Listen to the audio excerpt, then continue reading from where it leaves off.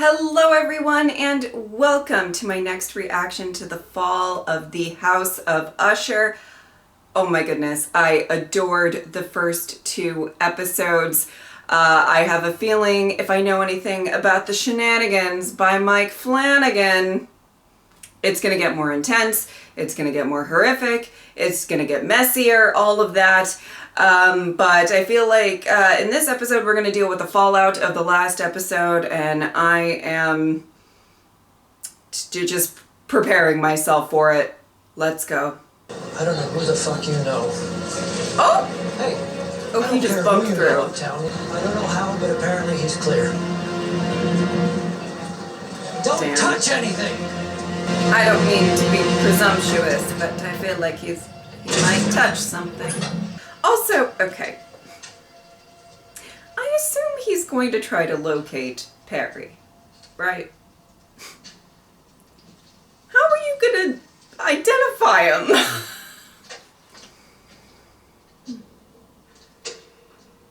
Well, the glassware made it, so that's good.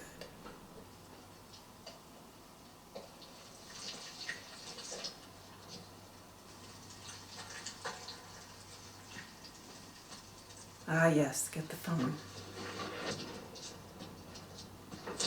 Whoa! Well, okay. We got a survivor in here! See, he tied into tanks on the roof, but they weren't there to hold fresh water. We based on the outfit, was that the brother's unfortunate material away to Frederick's wife? Jesus, Roger. And my son would have understood this if he paid a minute's fucking attention to the family business, but no. Ay. He went off, hired a friend's cousin's friend's friend. Man, Perry's still getting roasted even after death. And they didn't test it. Go ahead. Say it. The wait staff. You said the wait staff left the building. Oh, right. Could Yeah, be a she told him to smoke break, leave. But there's a few felons on the guest list. We put it on one of them. Keep Perry out of it. Camille's gonna be furious. You didn't go through her. This can't go through her. It has to come from outside the family. Keep Camille 10 miles away from it. Oh! Good luck with that. It was someone else. If anyone there isn't who they see, Do we have to have this giant everybody. image? Like, man. Perry got roasted before death, during death, and after death. What happened? It was an accident. Just a terrible accident. Oh, jeez. Oh, jeez. Did you hear me? Your brother is dead. Yeah, dead Perry, got it. You have to call the other kids. The sun's gonna come up soon. Broken up about it. Fuck's sake, Camille, our brother just died. Half brother. Woo! Say what you want. He was one of us. He didn't deserve to die like that. Oh. Oh, he's broken up No one about it. does.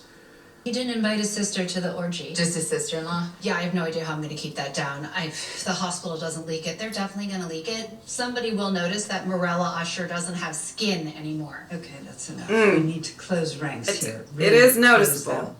But public sympathy is a finite fucking resource, and we can't let a man like Arthur Pym waste a precious, limited resource like that. We have a week. Seconds count. I am running out of time. I've wasted too much time already. Okay, you're up. You wonder why people hate us. This is why. This opportunity doesn't give a fuck what you're going through. That's why they hate us, not because we grabbed the opportunity, but because they didn't. Damn. You know, I guess morally think what you will, but she seems to be pretty good at her job. Just got the Jersey boys to take the building down. Can we talk about this somewhere else? You did this. Wow. It was you. Hey, honey. It's okay. It should never have happened. Oh, that look. Oh, that look. Oh, that look. The problem is with the livestock count. What do you mean? I mean, the numbers don't work. There's animals missing. One less monkey on the grounds, no explanation, no report, no adjustment addendum. Oh, boy. The numbers are just changed. What do they think? Well, just about no one knows. Now, what do the lab employees think? What are the rumors? What do they talk about on their smoke break? The rumor is that she swaps them out. A chimpanzee dies on the table. Rumor is she pulls another, shaves its chest, makes an identical incision, even stitches it up. And claims that the animal survived. To fake progress. That's tough. She'd have to get rid of the other one. Impress her dad? Which is tough. The rumor is that she cuts them up after hours and carries them out in pieces. There's been some jokes about her lining the inside of her Birkin bag with plastic and taking the pieces to an incinerator. Oh! Okay. Okay. Okay. Stay here, drink your tea. I'll be 20 minutes, 30 tops. Stay. Oh?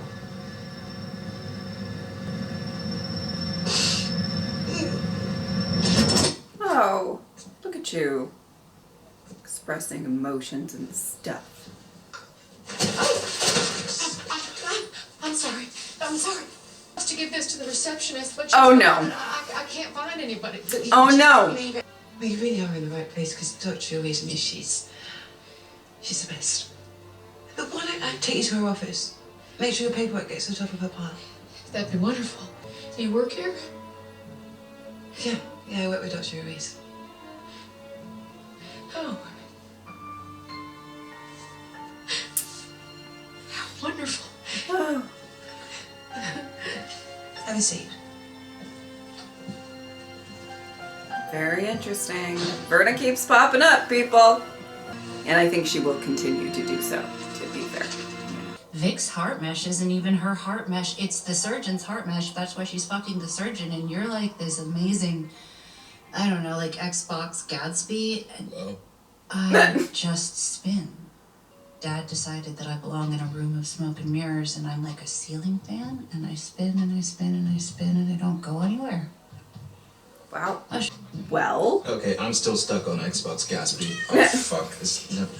You got a cat? She's mine. Hey, Pluto. Aw, Pluto. I need you to fucking nail it. You're my opening volley. There you go. Boom. You're prepped. Wow. Good prep. One thing I tried to teach them the art of the pivot. When life hands you lemons. Make lemonade. No. First, you roll out a multimedia campaign to convince people lemons are incredibly scarce, which only works if you stockpile lemons. Lemons are in, billboards that say she won't have sex with you unless you got lemons. You cut De Beers in on it. Timothy Chalamet wears lemon shoes at Cannes. Did you see that movie? Did you go to that concert? It was effing lemon. Billie Eilish, OMG, hashtag lemon. And you get a gene patent for the tit lemon DNA sequence. You cross-pollinate, and then you sue the farmers for copyright infringement when that genetic code shows up on their land. Sit back, rake in the millions, and then when you're done, and you've sold your lempire for a few $1 billion, then, and only then, you make some fucking lemonade.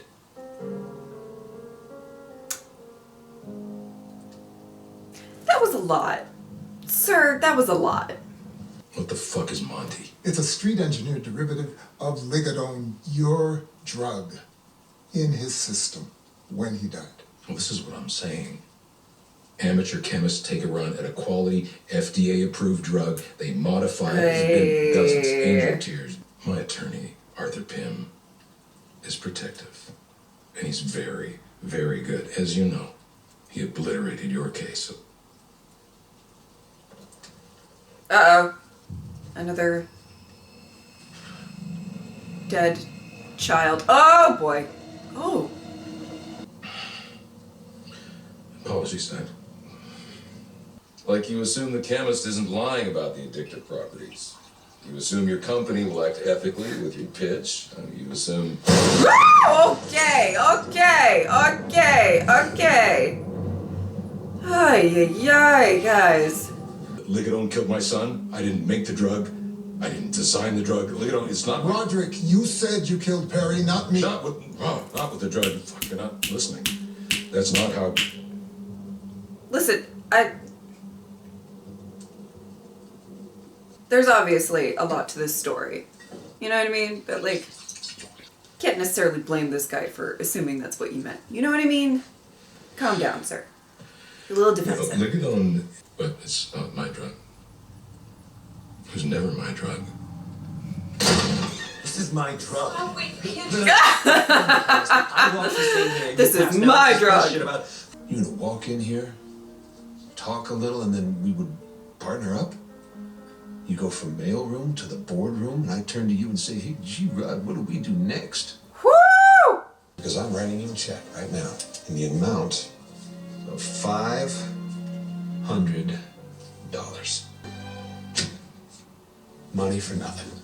Wow. Money you see in the big picture here. Do you get me, Roderick? I get you. Okay, good. So maybe if you curb the fucking attitude, you shut your mouth and you listen for a minute, you will start to figure out that you have got an angle here. Now, let's talk about your future here, Fortunato. Wow. He's still pissed though. You know he's still pissed. She started to see me as a helper. She gave me more responsibility and more. And pretty soon she didn't even cover that ledger when I came into the room. Social services. Broke it all up. Right when I decided it was time. She didn't even know it was me putting her in cuffs. You get beside him. You make him want to hand you that trowel. Show you how it works. Then you stab him with it. Woo! Okay. I know your sister had it hard. You both had it hard. And I will never understand that. I won't, I can't, but I don't like her, honey. Oh! I'm sorry. I was a child. She was a child. Oh! Oh, sweetie, you might want to get yourself like an espresso or something. You got a big day. Whoa! Oh, what is that?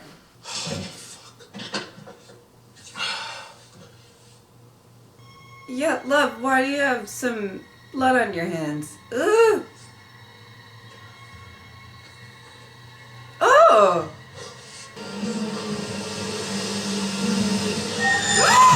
Oh! Pluto! Whoa! Ah!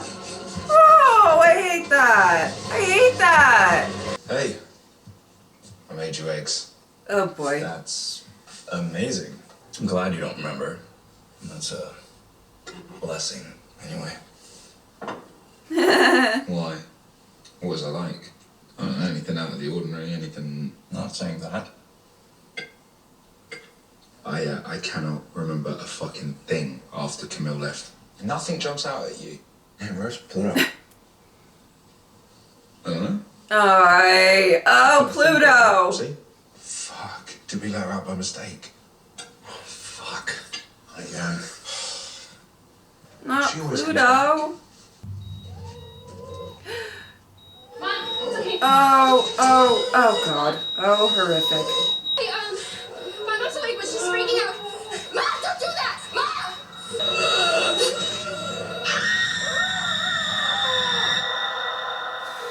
Oh, shit. I've had a shit day and I really just want to starfish and forget the world.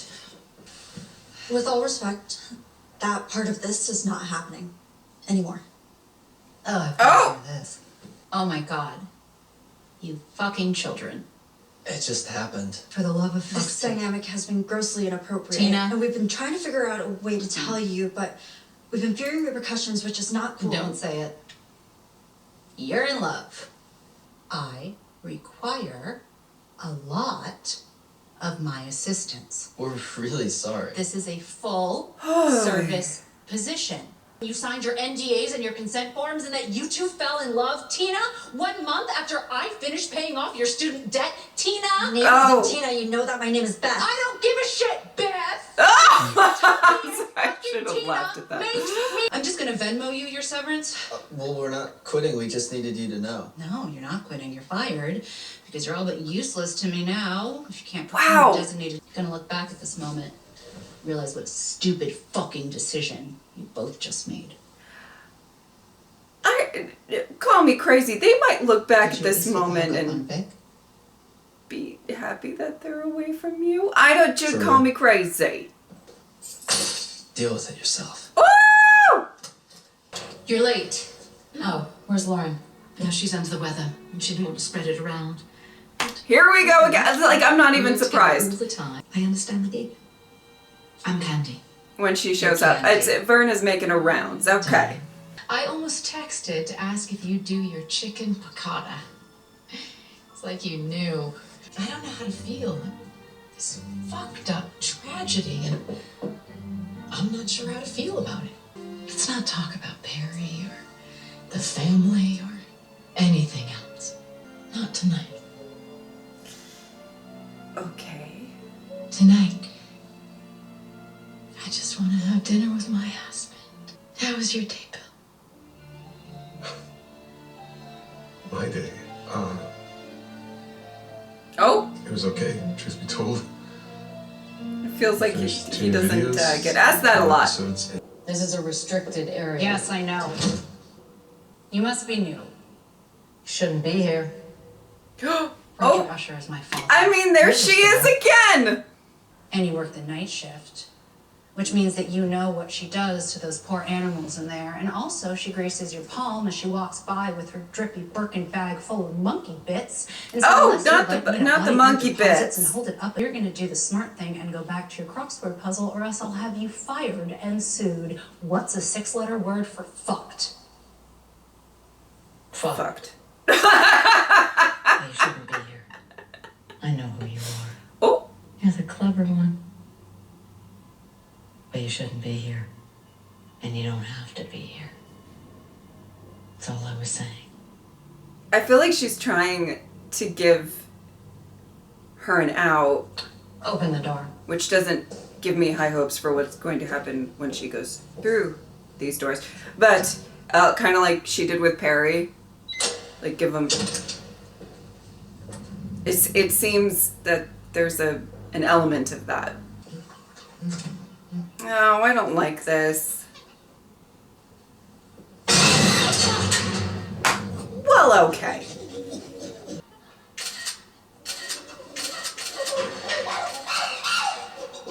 I hate this.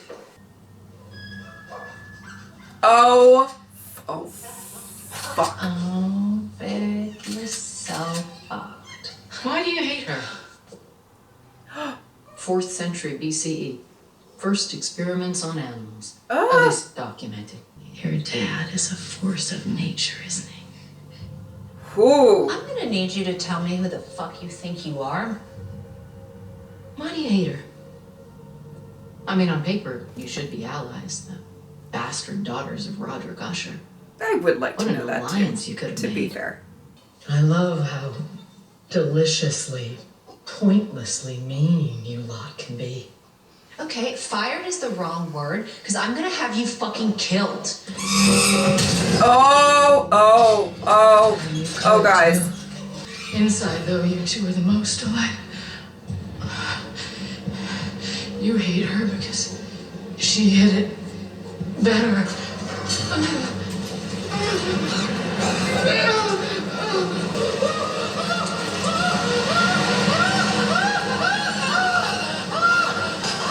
What the fuck? And she pumps us full of adrenaline to make it look like it. Oh. She's gonna turn You still didn't need to come here, though.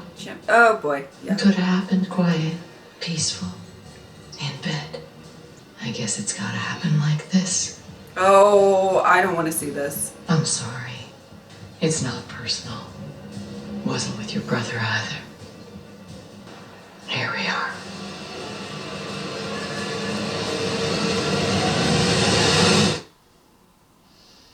Fuck it. Oh jeez. Oh jeez. Oh jeez. Oh jeez. Oh jeez. Oh jeez. Okay. Oh, they cut away. Okay. Woo!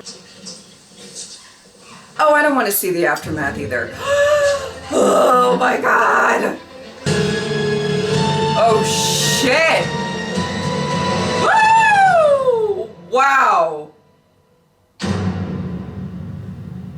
Well, okay, guys, I guess I have quite a few things to say to that. Oh my goodness, that last scene was intense. Same with the last episode. These death scenes are quite, they're quite something. And you know what's interesting that I kind of love about this is you know it's going to happen. You know it's going to happen, and so it's not like a shocking thing. You know, in some of the other Mike Flanagan shows, there's certain characters where I'm like, oh, they might make it. It's like, particularly, you're just seeing it unfold, and you're seeing it sort of almost horrifically unfold for all of these kids. And Verna is appearing and kind of saying, you know, you don't have to go in there. She seems to be showing up, and I don't have a clear idea yet with, what is her name, Tammy, just yet of how that's all going to play out, but she seems to be showing up where the siblings are kind of almost tunnel visioned to something that maybe they should be deterred from. Then maybe not the best path for them to go through, but it's the corruptible path that they have found themselves in. Do you get what I'm saying? Does that make sense? Probably not, but you know, we're gonna go with it. You know, with Perry, she like gave him an out if he, you know, but he wanted his party. He wanted to make it rain. Here, you know, there's something really interesting about Camille. Even as she was talking to Leo, she was sort of saying like, I'm the fan. I keep spinning. I just spin things. It doesn't matter what the truth is, you know. And I think that there's a really interesting way to look at that, where she's so detached from the truth. You know, she seemed to be fairly detached from Perry's death. Now, I think that there's multiple reasons why some of the siblings weren't really affected.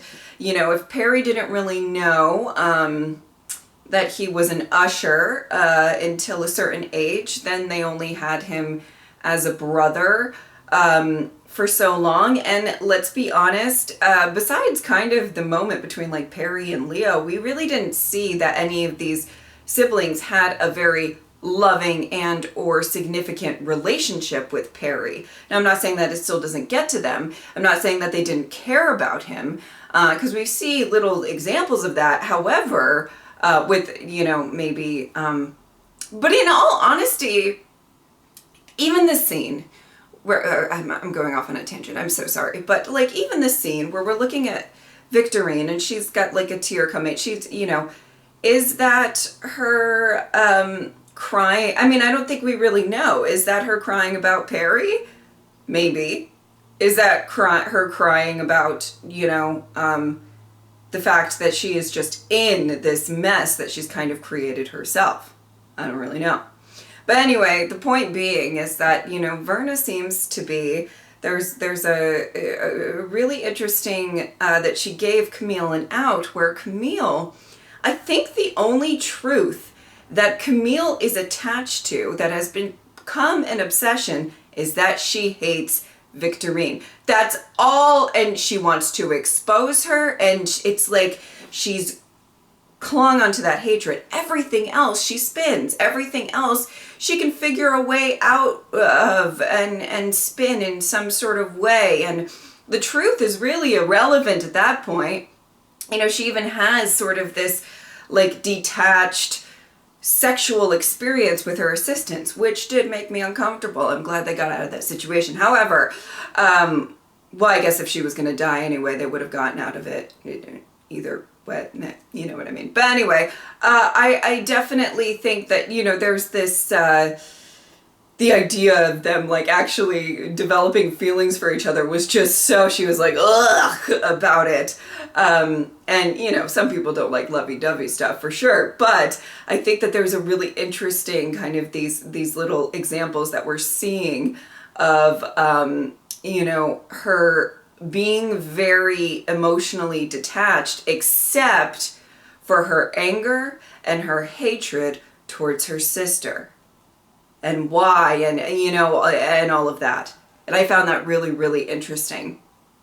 And that was her obsession, and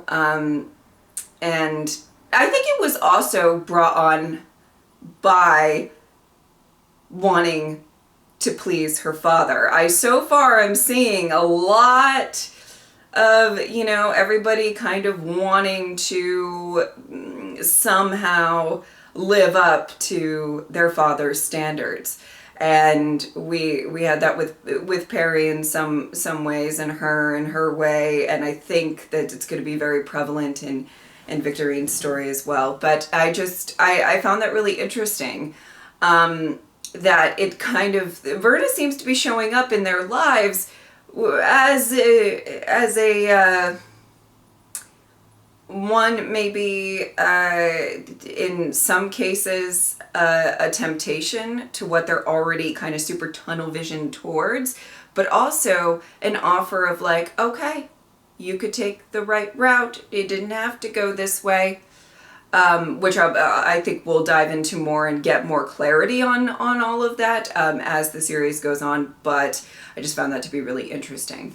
And there's something really, obviously I felt it in the last episode where, they were fixating on these sprinklers and the water and this, that, and the other thing. It's like, you kind of know what's going to happen, and you're just like, well, I guess, oh boy. And then, as soon as Verna in this episode shows up and goes, all right, do you really want to go in there? I feel like you don't necessarily really want to go in there. And Camille's basically like, fuck off. And that sealed it. And I don't like seeing the chimps in there. I don't like that whole situation.